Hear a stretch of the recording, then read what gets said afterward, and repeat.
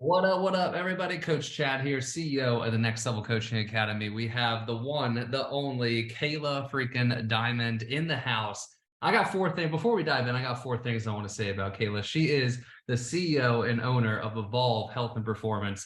She was one of my first mentorship clients in NLCA, which the fact that she's still with me to this day should say everything you need to know about this person.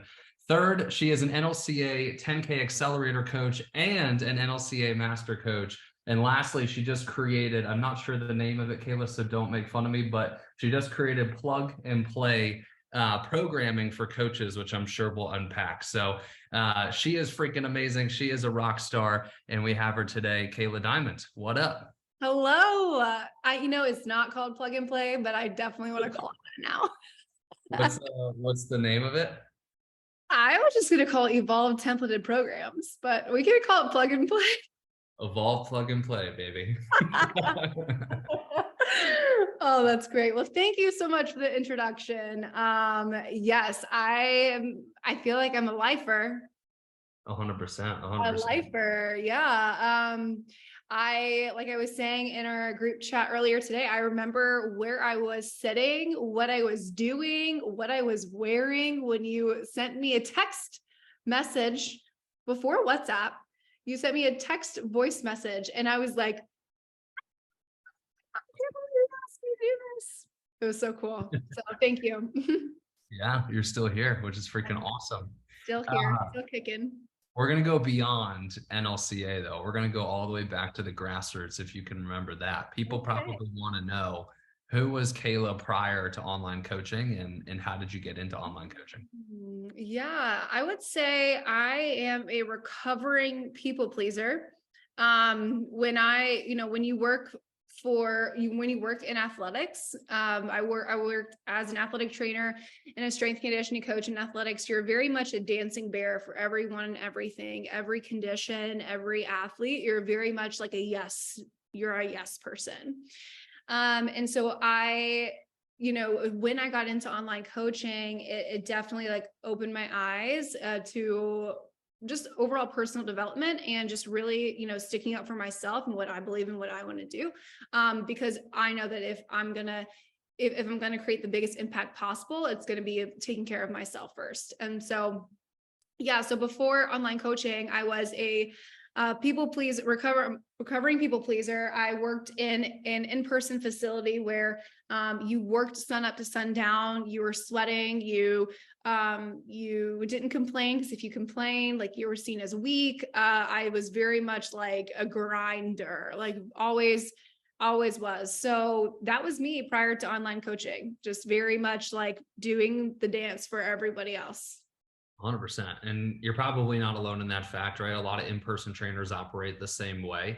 How did you find out about online coaching, and what were some of your first impressions when you heard that it was a real thing? Yeah. So my husband works in athletics too. And, as you guys might know, you move around a lot. You go to different types of jobs, where people, you can get in with them. And so thankfully, we moved away from Kentucky and moved to Florida. And I was like, babe, I really don't want to do athletic training anymore. Like, I really don't want to do this. And he was like, don't. Like, he was like, just go work at a gym and like, bartend on the weekends if you want. Like, you don't have to do this. And I remember leaving. So we left Ohio to move to Kentucky, then moved to Kentucky, left Kentucky to move to Florida. I know it's a lot. Who knows where I'm at these Still days. moving to this day. To this day, we are still moving. Anyways, but it was the best thing that ever happened to me, because I developed such a great relationship with my clients in person in Ohio, in Columbus, Ohio. They were like, hey, when you leave, can you train me online? And I'm like, what is that? They're like, yeah, you just like tell me like what to do online. Like, send me a Google sheet. Like, and then Adam and I would sit and like have to figure out like how to do these Google sheets and like how to make, online programs. And I was like, okay, like give me like $200 for 12 weeks and I'll write you a program and like, we'll do it. And I'm like, this is kind of stupid, but whatever. If you want to spend your money on this, I don't care. Like, it's fine. Then I decided, I was like, wait, like, more people kept asking me, and then I didn't know what I was doing. So I was just like helping people with like macros. And I also went through a transformation myself. I gained a ton of weight after my show.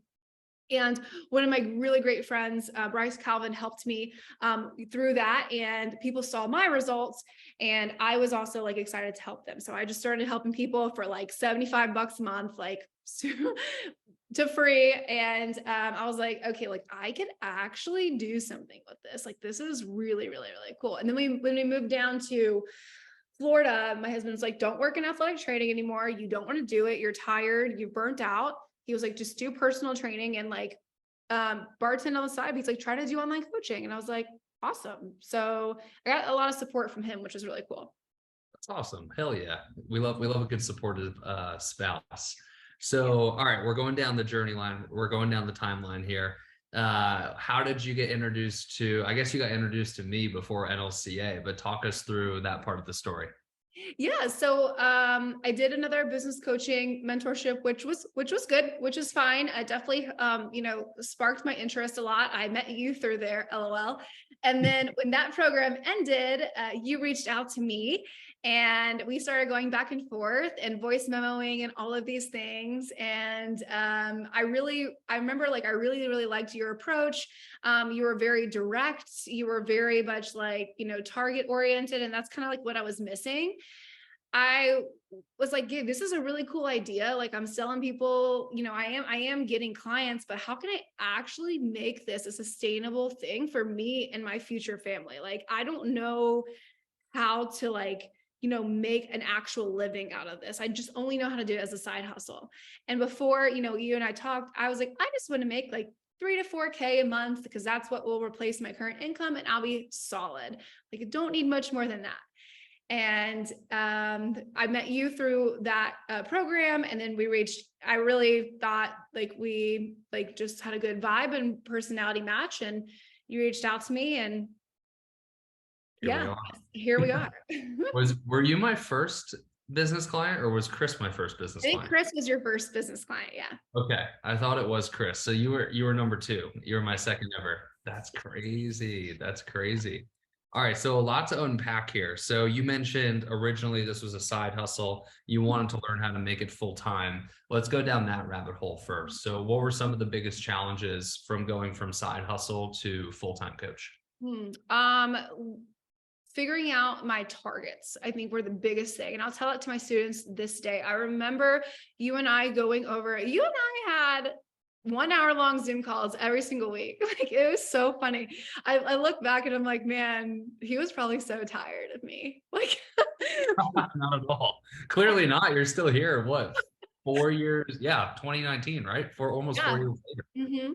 So you broke down like what I would actually need to do in order to make that happen. I'm like, oh my gosh, it finally all clicked for me. And I was like gung ho. I was like, I'm hitting this target. I'm hitting this target.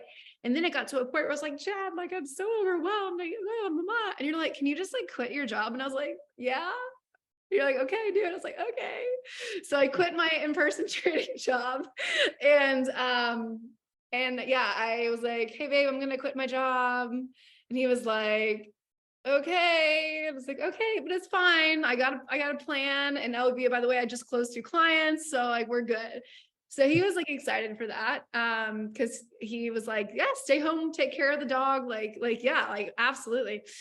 So he was all for that. But yeah, targets for me were a big, big, big thing. Like if you would not have shown me that, like, I think that was like the cornerstone of like my success, honestly. What was identifying the targets? Yeah, it was identifying the targets for sure. Yeah. You're an interesting interview because not only have you gone through all this, but now you're coaching people to go through this as well. Would you say that that's still a big thing that people who are just starting out really need to focus on? And what are a couple of tips around organizing that for them? Yeah, absolutely. So it's hard to see the forest through the trees, right? We're like DMing, we're posting, we're doing this and sales calls, and there's so many things, right? With a business. And then we kind of forget, like, what are we actually working towards? Like, what are we actually doing here? Do you want to make 10K a month? Do you want to make 20K? Do you want to make 50? Do you want to make 8K? Like, I don't know. You have to figure that out for yourself. And then we have to make really realistic goals, just like your fitness clients, right? If you don't really know your fitness clients' goals, like you don't know where you're going to take their program. And so for me as a coach, like I need to know the goals that you have, and like, I'm going to show you an action step on how to get there. You do a really great job in the modules, breaking it down. And all I got to do is just like go through that. And, you know, we'll go through it together and like, oh, I only need to do X amount of this, or I need to do X amount of hours of DMing. I need to make X amount of sales calls per week. That's it. When I show them that, they're like, that's all I have to do. And I'm like, yeah, it doesn't seem so overwhelming once it's out. Like usually when we're overwhelmed, it's because we don't have anything out on paper or like on our screen. It's all up here. And so whenever I can get a student to get out of their head and get into like really writing it out and really seeing the action steps, then it just makes them feel so much better. It's crazy that you say that, right? Because we see a lot of students, and I'm sure you see it too, where you talk about data, and the fact that you even say the word data, like they go into a frenzy. But then really the numbers actually provide so much clarity that once you could push through that adversity, like you said, it actually is a sense of calming, because you can see like, all right, I need to take this many sales calls a day. And if I work this hours, like I could book this many sales calls, and all of it leads to the end goal. So it's very interesting. I want to take this a different direction. I know you actually talk about this a lot. Creating the goal for your business and identifying what it is, right? Mm-hmm. We see this a lot in the beginning where people think it's like all about growth, and then they get into it and they're like, okay, wait, actually, that's not what I want to achieve. And I actually think you do a really good job about talking about this. Mm-hmm. So I'd love to just pause on the story and break this down a little bit. Yeah, totally. So, you know, you do become, I tell my students this all the time. I remember when you and me were on a Zoom call and I was like, hey, I made my first 20K month. And you said, congratulations, it'll never be enough. Like you said, it's never going to be enough. You're always going to want more. And I was like, how much more could I actually make? Like, that's silly. Like 20K months, that's like half of what I was making yearly on my old job. And then I start to like see it. Then I like, when I didn't hit that, I would feel like a certain type of way about it. And then when I would hit it over, I would feel like really excited. And then I would have a low, and then I'd have a low emotionally. I'm like, okay, I can't like keep feeling like this emotional roller coaster with this, right? Like I have to determine, what is it I actually want? Do I want to continue that number? Do I want to grow that number to 100K? Or do I want to be able to have a lifestyle? And I think that you can have both, but it comes like there are sacrifices on either side of the coin, right? And I think you just have to be okay with that. A lot of people don't see the sacrifices that you have to make in your business if you don't want to reach that 100K goal. And they don't see the sacrifices that you have to make in your everyday lifestyle if you do want to hit a certain number. And so I think it's just being really, really clear on what you want and being like, okay, this is what I want. Let's find somebody who also has this. Then let me just interview them and see like what they have. Like what does their life look like? And we actually did that on the master coach call last week about like, you know, what does it look like to make 100K a month? What does it look like to make 50K a month? What does your actual day look like? Most people are wanting freedom, right? They want freedom. They want time with their family. And they also want the income, right? And so how can we get both? And that's what we have to just be really, really, really honest with ourselves about. Like, what is it that we want? What are we willing to give up? What are we not? What are your non-negotiables? And what are things that can be changed? So what I'm hearing, and correct me if I'm wrong, is there's really two different types of motives, right? There's the individual who wants to grow at all cost, and that's kind of like what they value. They want to create their lifestyle around that. And then there's the individual who wants to build the business so that they could live their life. How does one, and maybe it's just inherent, but how does one identify who they are in the beginning of their journey? I think that you kind of have to, well, for me, I had to kind of go through it. I had to kind of like, I had to focus on that growth at all costs to realize like, hey, I'm not happy here. And for me, I'm very much like learn by doing individual. I can't just like make that decision from nothing. I have to learn by going through it. And I went through it, and, you know, I came out unscathed. Nothing big happened there. Right. Like I just decided like, hey, like, you know, maybe I don't like want this. Right. So I have to learn by doing personally for me. So I didn't really decide until I was kind of in it, honestly. For someone like yourself who is, you're still obviously an achiever, you're still creating amazing things, you're still growing a team. Was it hard for you to overcome that? Was there any like self-limiting beliefs like, shit, I thought I was this way, but maybe that's not who I am? Um, funny story. So I actually did, I went through a finance exercise with Jen and went through that with her. And I was like, holy shit, from 2021, the year 2021 and 2022, income wise, I didn't grow at all. And I started crying. I was like freaking out. I was like, oh my gosh, like I didn't grow. Like, what am I even doing here? I was really upset. And she's like, Kayla, like you told me, like all these other awesome things that you have done and created in your business. And you also told me that you were so happy with like your year. She's like, are you going to let the income like affect that? And I was like, you know what? You're right. Like, I'm not. Right. I did so many other things. I had so many other non-scale, we call those non-scale victories, right? In fitness, or in business too. Right. So I had so many other non-scale victories that I had to detach myself from that number of like, holy shit, we literally did not change our income. It stayed the same. And I was like, oh my gosh, like, what am I doing here? What am I doing coaching students? I had this whole thing. And she's like, remember, that's not what you wanted. And I'm like, oh my gosh, thank you for kind of bringing me back, because I still need that to this day. Like remembering what I want, remembering people often want what they see. Yep. So you have to really sit with yourself. And most people don't do that. Sit with yourself and remind yourself of what it is you actually want. 100%. Beautifully said. Really beautifully said. Let's freaking go. Air high five.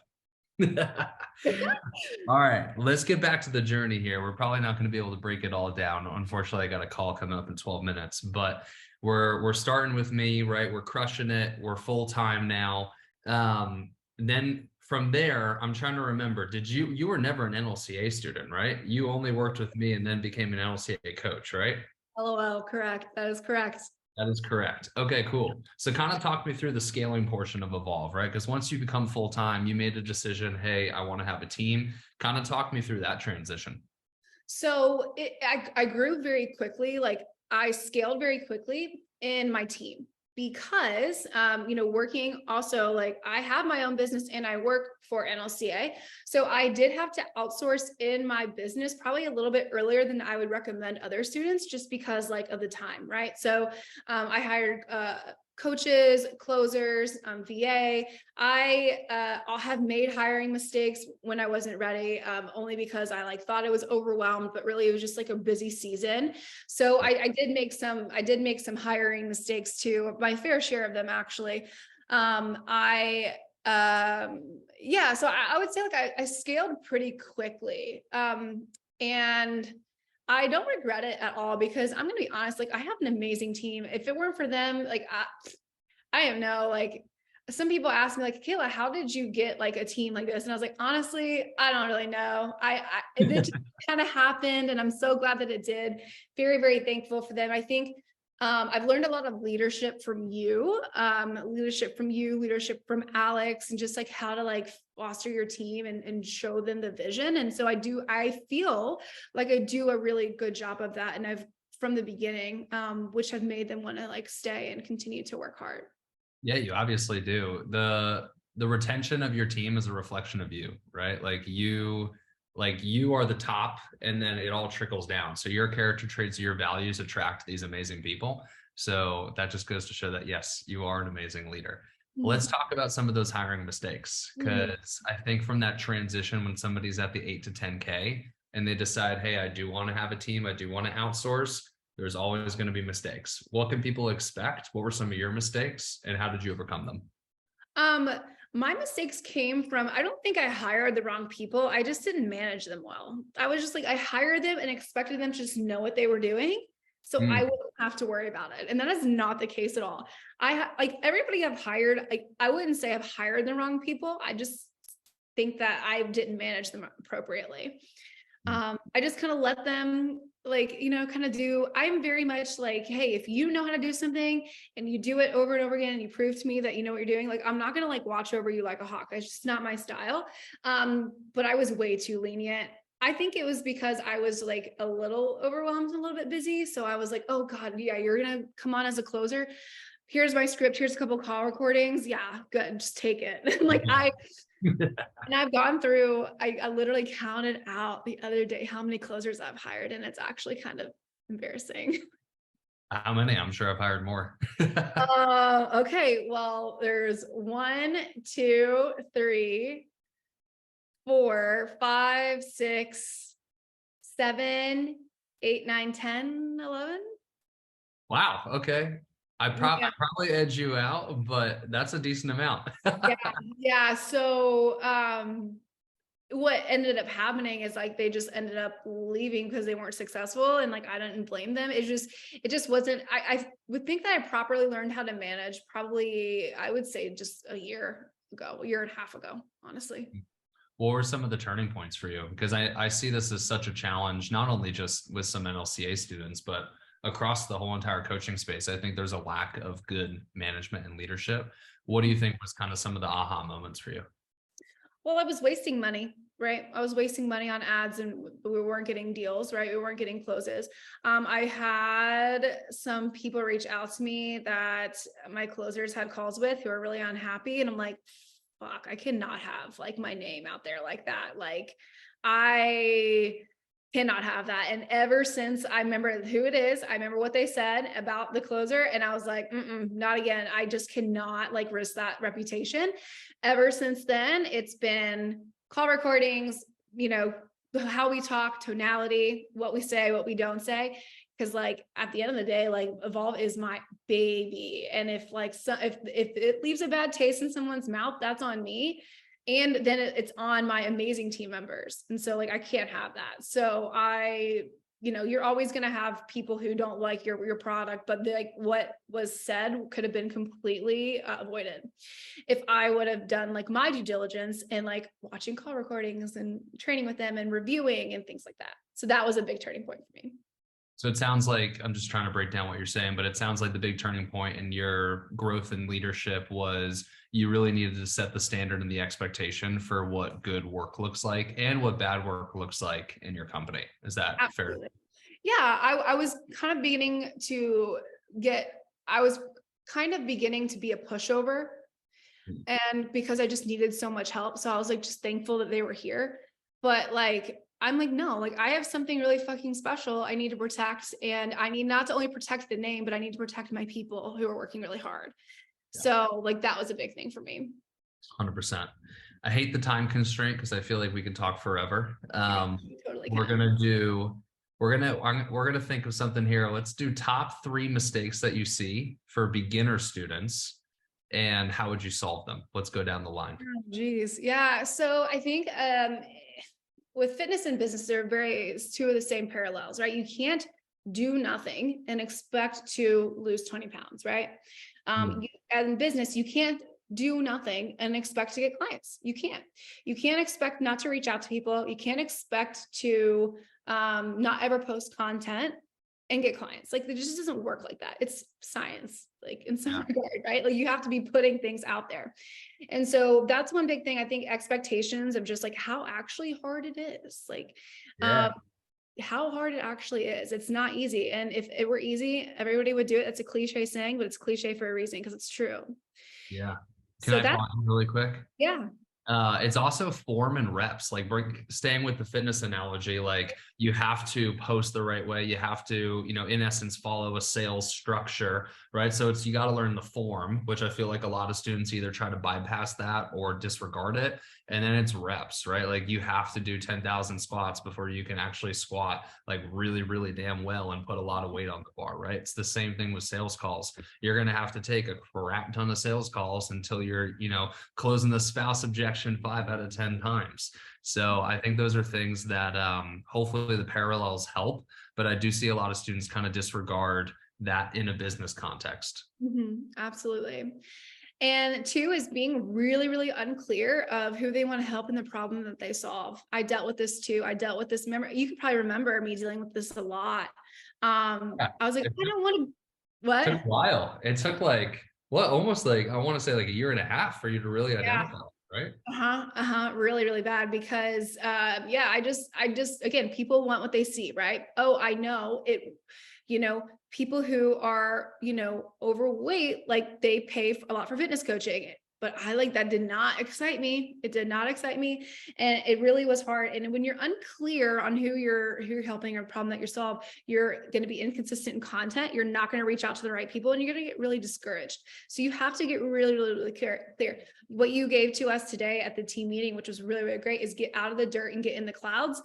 Fantastic, because I've literally told my master coach students who still struggle with this to this day, get off of your computer, like get off your phone, go outside, like get a pen and paper and just write about your ideal client. Who is that? What do they fear? What do they want? What do they say to themselves every single day? Like really, really get in the clouds with that, because that juice that you get from that is going to mold over into your content, into who you are as a coach, and then, eventually like lead to you being really successful. Yeah, 100%. I love that one. I don't have anything to add to it. Your Oh third and final one. My third and final one. Oh my gosh. I feel like the first two are just like it. Yeah. The do freaking- nothing, foreman reps, Yeah. unclear on their clients' problems. There's Mhm. got to be one more out there, Kayla. I would say like, not having a good vision or a clear target, because if you don't have that, then you're kind of just like getting lost in the wind. So bringing it back to what we were talking about earlier, you have to have like a clear target where you're going, just like we have to know on a sales call where somebody is and where they want to be in order to be successful and help them. Like we're not going to know what to do if we don't know that information. So you have to know that for yourself. It has to be super, super clear. Yeah. Rapid fire here because we got 2 minutes, but where can individuals find out about Plug and Play Evolve? Oh, they can go to my Instagram. So if you go to _ at Kayla Diamond, I almost said at KaylaDiamond.com. No, don't do that. I don't know what that is. That doesn't sound like it would be a great website. No, there's in the link in bio, there is some information about the templated programs. What that is basically for those who are super overwhelmed with programming for their own clients. We give you all of the tools. We give you the Google spreadsheets, and we literally take 12-week blocks and progress them out for you. As of this time, we have 156 weeks progressed out for you. And you can choose the drop-down menu for your exercise selection. So you can still be a coach and still provide variation for your clients. And so it takes the guesswork out. All you have to do is plug and play, baby. And that's it. Plug and play. See, you got a good tagline. Guys, it's phenomenal. I got the whole sales pitch on it. And Kayla put in a crap ton of effort, and it's going to help a ton of coaches. Other than that, where can people find you? Instagram is the best. Instagram, and then also too the Evolve Instagram at Evolve_HP is great as well. You can go to my website, but it's kind of crusty, so I would just go to my Instagram. So not KaylaDiamond.com. Go to KaylaDiamond.com. I think that's like Canadian pop star or something. Yeah, or it could be something else. We don't know what you're gonna find. You don't. They'll do that. All right, 60 seconds. The individual who's on the fence, they're nervous, they want to jump into their dream career. What do you say to that individual? Oh my gosh. This is so cliche, but if I can do it, honestly, anybody can do it. Because I was so on the fence. I was traditional, like went to school, went to college, got the grades, did the job, like worked extra, and didn't think like I thought that was my life. And it doesn't have to be. Take a chance, y'all. Take a chance. If you enjoyed the podcast, screenshot it up, tag up Kayla, tag up me, and we'll see you guys in the next one. Peace. Bye.